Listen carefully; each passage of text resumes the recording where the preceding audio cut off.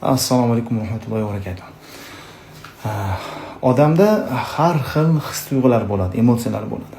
Yaxshi, положительный, отрицательный, salbiy va ijobiy emotsiyalar bo'ladi.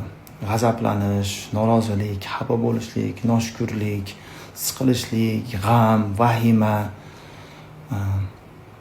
tushkunlikka tushishlik, umidsizlik va shu bilan birga rozilik, xotirjamlik, sakinat, rozilik, baxt, xursandchilik va hokazo.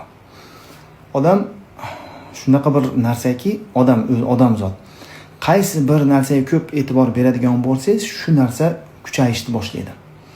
Va shu bilan birga shuni teskarisi pasayadi. Masalan, agar odam doim kalkulyator bilan hisoblaydigan bo'lsa, keyin kalkulyatorsiz hisob kitob qiladigan bo'lsa, miyasi ishlamay qoladi. Miya уже o'rganib qolgan kalkulyatorga. Kalkulyatorsiz hisob qila olmaydi.